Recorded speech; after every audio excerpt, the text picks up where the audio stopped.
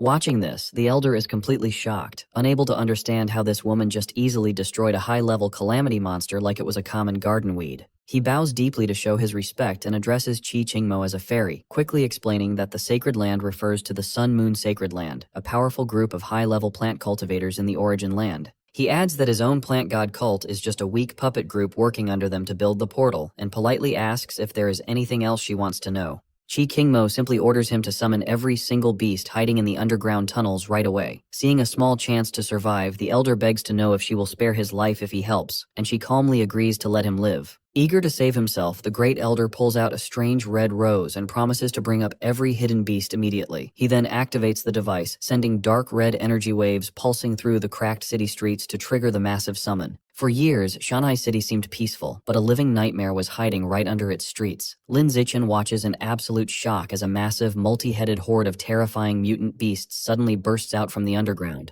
Holding Shen Qinghan tightly, he knows they would have been nothing but monster food without their powerful savior. At the same time, Qi Qingmo steps forward and demands to know if the desperate great elder of the plant god cult has summoned every last beast to the surface. Sweating with fear, the elder quickly confirms that the entire beast army is now above ground and asks the legendary cultivator if he is finally free to leave. Qi Qingmo calmly agrees that he can leave this world, and before the old villain can even realize he has been betrayed, she unleashes a blinding red blast that completely vaporizes him on the spot. The monstrous beast horde immediately lunges at her, but Qi Qingmo does not even blink as she triggers a massive chain reaction of explosions, tearing the entire invading army to shreds in just seconds. She then extends her hand, easily condensing the massive energy of the dead beasts into several glowing, highly concentrated red blood pills. Watching this, Lin Zichen feels terrified because this woman is not just a deadly fighter, but also a ruthless person who easily breaks her promises to enemies, making her a scary but highly reliable ally. Turning back to the couple, Qi Qingmo commands them to head back to their place so she can get a blood transfusion to recover, and Lin Zichen nervously agrees.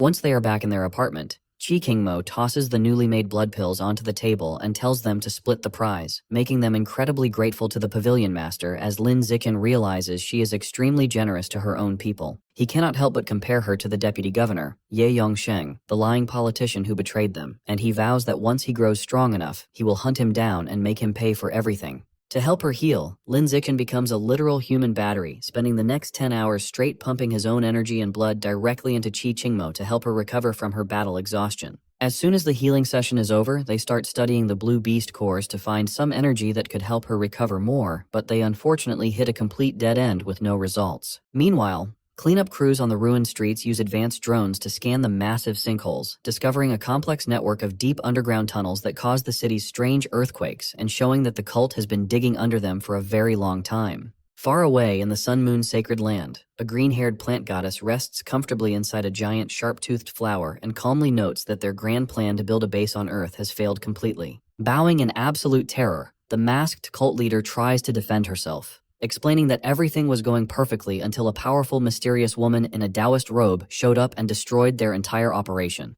The plant goddess mockingly agrees that such an enemy is hard to stop, but her tone quickly turns dark as she reminds the leader that failure still has consequences and punishment is unavoidable. She grabs her by the chin and delivers a shocking blow, casually admitting that as a small penalty, she decided to eat one of the leader's children staying at the temple, playfully adding that the child tasted delicious. The goddess then orders the leader to focus all their efforts on expanding the forces they already have on Earth, rather than wasting energy trying to open up any more pathways. She plans to play the long game, waiting until Earth's natural barrier weakens over time so they can launch a massive, coordinated invasion alongside other groups to crush the planet once and for all.